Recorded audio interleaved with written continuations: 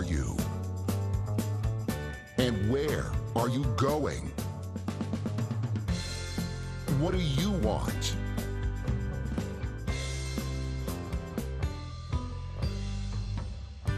For the next 24 minutes, we're going to design and attain your ideal life. On the Way to Wow Show.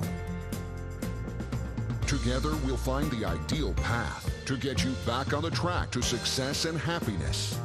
On the Way to Wow Show with your host, Kevin Bemmel.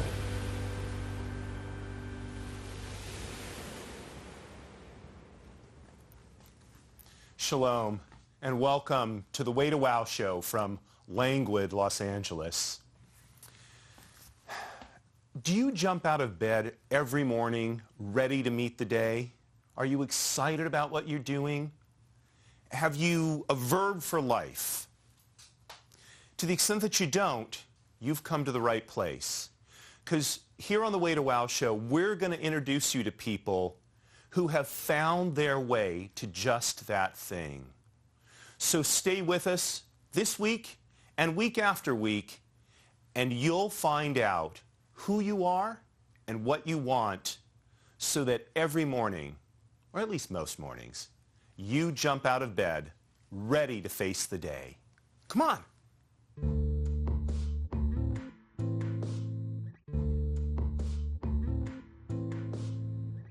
My first guest today is Jennifer Marcenelle.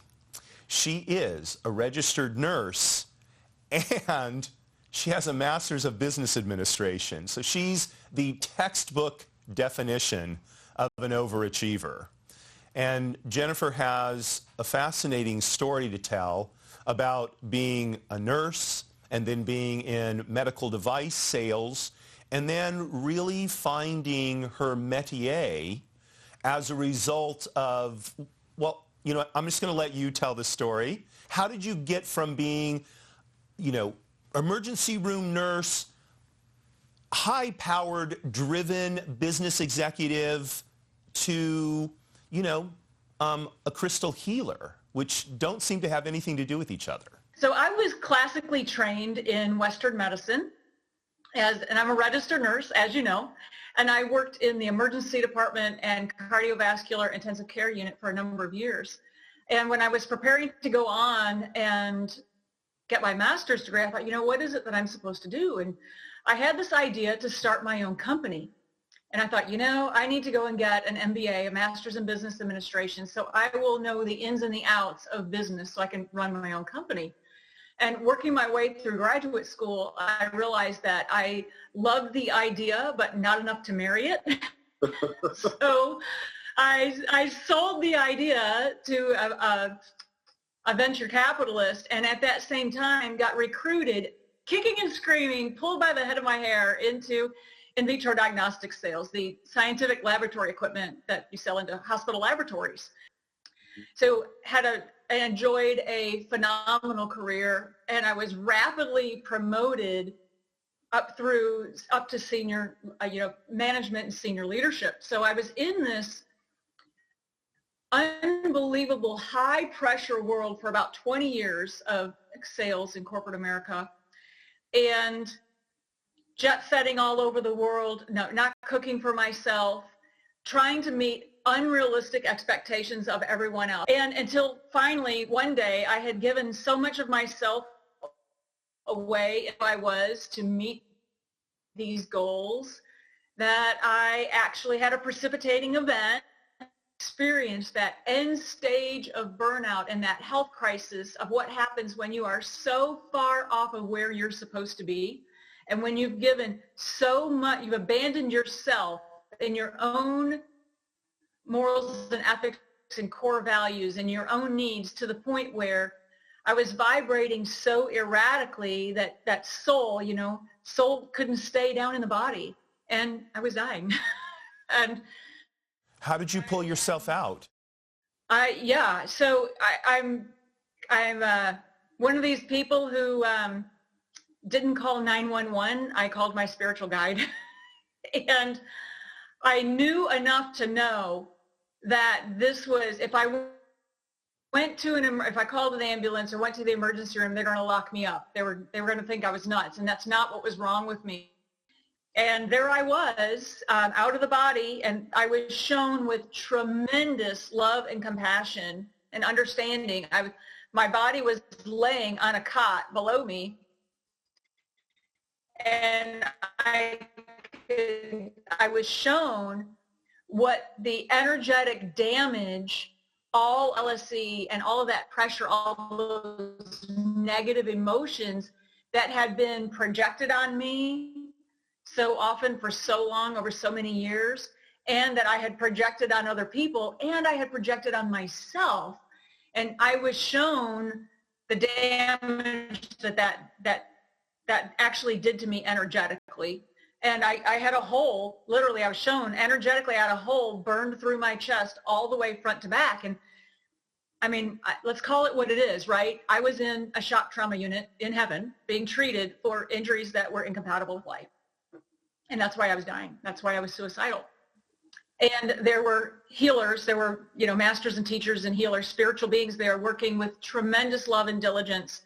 And they did the shock trauma work, if you will, to get me stabilized and to get me healed enough to where I got the understanding of it. And they're like, okay, we got you back in one piece, now what are you going to do with it?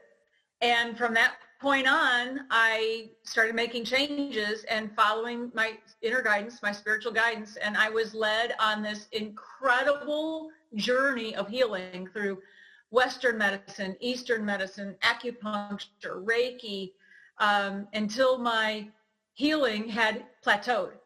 And that's when I was then guided to crystal therapy, crystal healing. So tell us real quickly, what is crystal healing? Because, you hear about these terms, but what is it really about? Right. So why don't I back up a second and make a comparison to kind of back into your question here.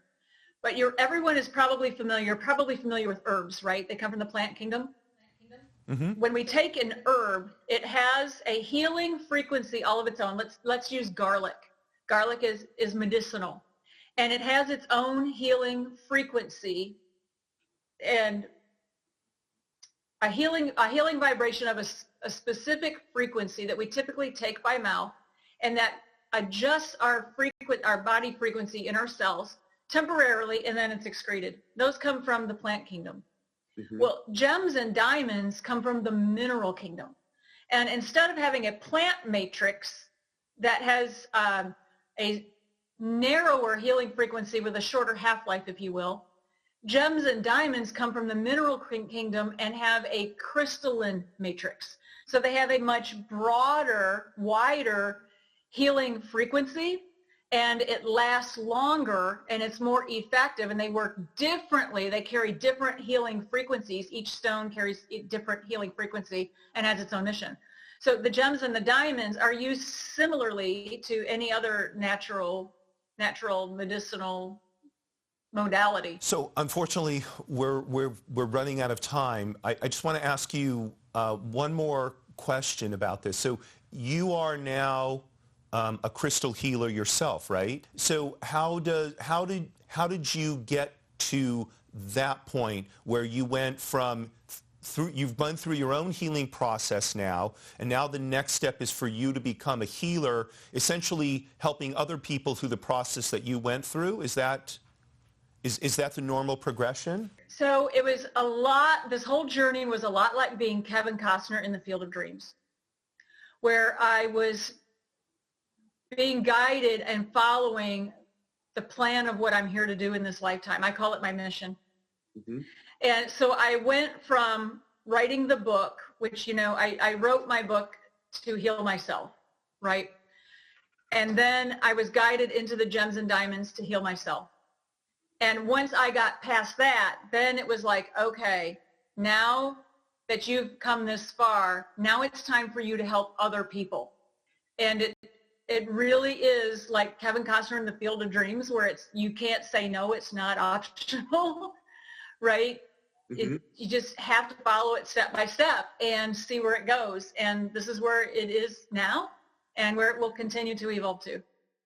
That's fantastic. I wish we had, really another couple of hours to dig even more and more into this, because there's so much here.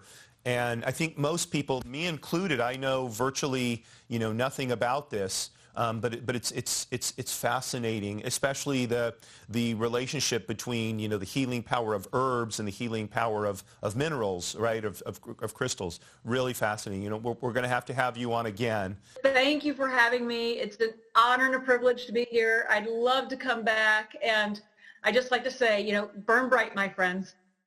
Thanks so much, Jennifer.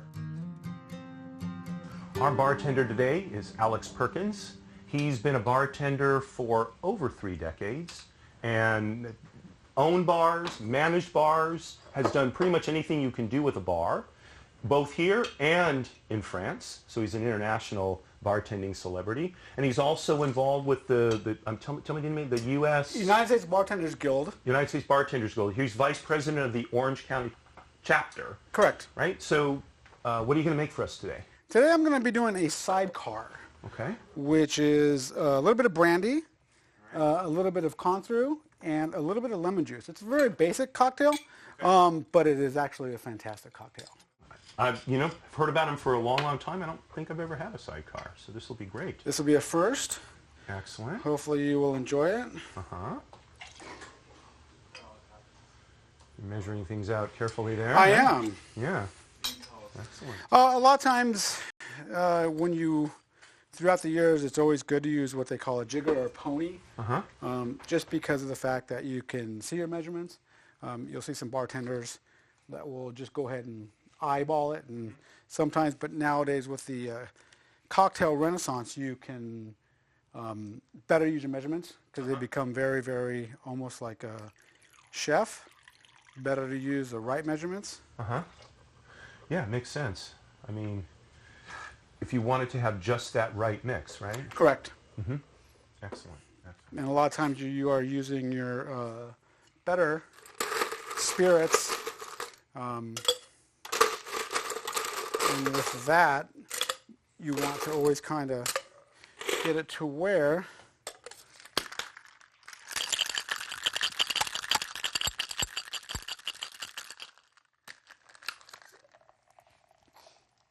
a little bit of juices there. And let me see if I have a straw. Oh, you know what? I don't think I have a straw. I don't see a straw either. Yeah. Well, I'm going to eyeball this. I'm going to say, hopefully you will enjoy it. A lot of times you'll see bartenders, and if you've gone to certain restaurants or craft bartenders, you'll see them taste the drink before it goes out. Oh, okay. And the reason they do that is they want to make sure that that drink going out is perfect. Oh, interesting. And if they don't, well, me personally, if it's not something I would drink, then I'm not going to give it to my guests.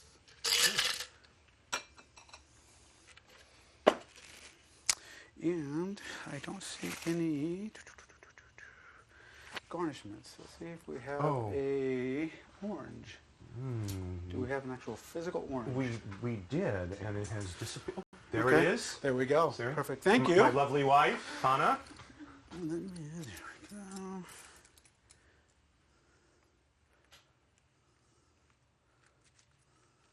And you'd like to use a little bit of the orange zest just to give it a little kind of a little squeeze around it. And I personally like to just put it around because then you'll get that first whiff of the orange. Oh, nice.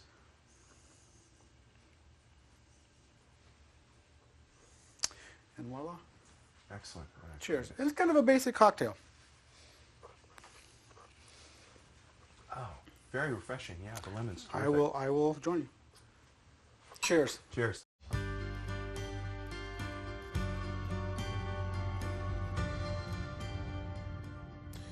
Derrick, this is something that Alex there prepared. Why don't you try that out and tell me what you think? Yes.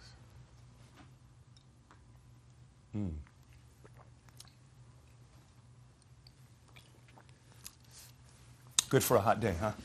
Very refreshing. Strong, too. So My next guest is Derrick Smith. Derrick is an American fashion designer and stylist. He's been in the industry now for quite a number of years. Recently, he transitioned into his own design work, primarily menswear, right? Right. And one of the aspects of his work is that he's upcycling men's garments in order to prevent the kind of waste that happens when people throw away clothes. So I met Derrick actually when he was working at Barney's, the fabled department store, and his sense of style really caught my eye. There's just not too many guys who wear suits anymore and who wear them well. And I invited him to become the wardrobe coordinator for the show, and in the process of that, learned a lot about Derrick's story. One of the things that I find most interesting is you were a high school basketball star. Right. Right? And that, I mean, every kid dreams of a chance at the NCAA, Division I ball. And you turned your back on that to go into fashion. Tell us, how did you decide to do that? Okay, so regarding the basketball dreams, I don't know if I always wanted to do basketball, but I was good at it, and I started really late when I moved to Los Angeles, I started playing basketball to make friends. And I was really good at it, and I allowed a lot of people to kind of make that my destiny instead of me making my own. Now in that, I would always, my basketball gear, I'd always have a certain way of wearing it. The basketball sneakers I wore, I'd cut up bandanas and paste it on the Nike swoosh or on the front of the shoe just to give it my own little style, accent. I think when I got to a certain age, when I was in college, I realized either I'm going to go to the NBA or I'm going to have to stop playing this because it took up a lot of time. And I realized I probably didn't want to go to the NBA. I didn't want to have that sort of lifestyle. And that's when I started to pursue fashion. What is it inside you that drove you to that creative expression? What is it inside of me? I love beauty, and I'm always seeking beauty, and I love beautiful things, and I'm inspired by beautiful things. I don't know about you, but have you ever, you leave the house and the day is going well, but then you see someone that just really looks attractive, or you see an ensemble, and it's like, it kind of inspires you. I think fashion is my art, and it inspires me, and it gets me energetic. It really gets me going. So how do you translate that passion to the people like me that you work? I mean, I came self-convinced, I suppose, right? But how do you work with your clients to imbue them with that perspective that really could make their life better? Well, it's easy. People are your canvas. The world is your canvas. And they start off as a blank canvas, and you just kind of add the paint to it and turn it into, transform it. And being in the styling industry, working for Hugo Boss for 5 years, working for Barney's for 5 years, staying up all night and looking at fashion blogs, you can really see the before and then the after of what's been done, how they were before they met you, and then the transformation afterwards. It changes their personality, it changes their appearance, and then that changes their life. All right, so that's a great lead into my next question. How, when you say it changes their personality, it changes their life, without necessarily, I know you've worked with a lot of top celebrities, so I'm not asking you to name names, right? Yeah. But how did you see those aspects of a person change? Easy. They walk in wearing basketball shorts, flip-flops, and a tank top, and walk out in a nice fitted pair of pants, a shirt that complements their body, and they have more confidence. And then the next time they come back in, they're usually not alone. They have a friend with them, whether it be a lady or a man, and they're a lot more happy. And usually when you go out and you look good, you get a compliment. That starts a conversation. That conversation may turn into a friendship, and then that builds a community. It's interesting because I've actually experienced that myself. I typically dress in a coat and tie everywhere I go. So when they see that, what kind of doors does that open up for them, do you think? Well, it doesn't.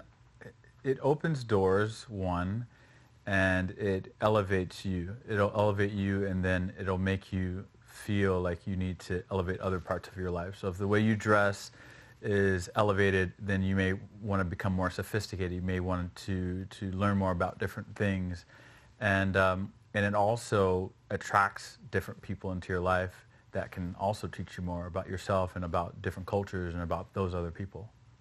So is it fair to say that in the end, being in fashion and helping people to dress better is about more than just improving their self-image? It's really about helping them grow?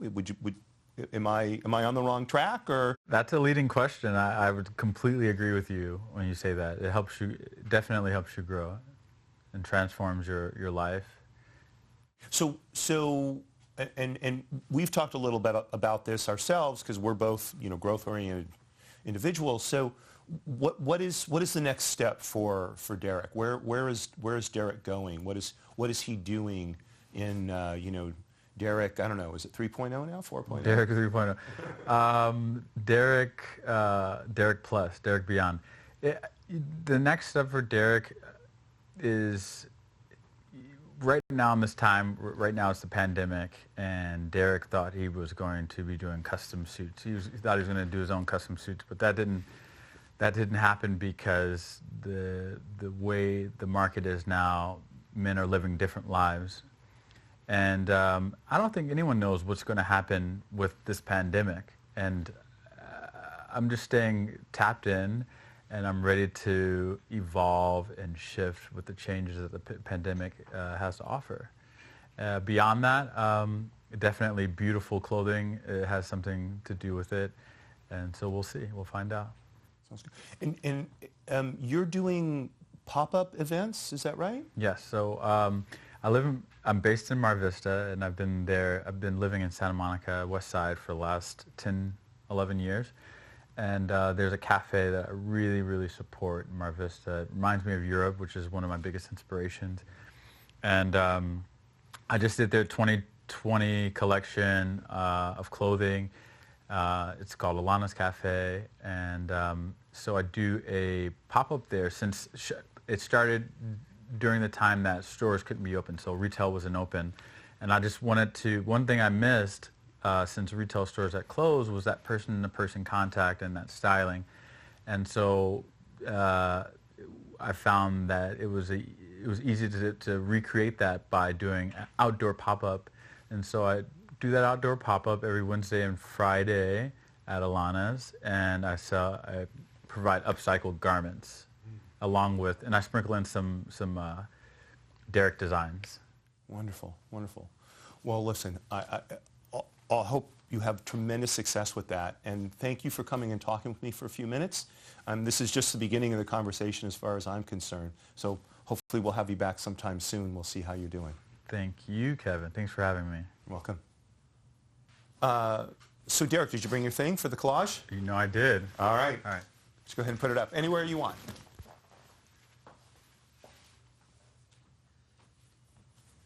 How's that? Fantastic. Perfect. Excellent. Thanks so much. That's our show for this week. Stay tuned next week when my guests will be Edie Eisendesser of Garden of Edie and Dr. Bob Sanders, NASA dive doc and worldwide scuba diver. Courage at all times, my friends. Marie, you're still my belle.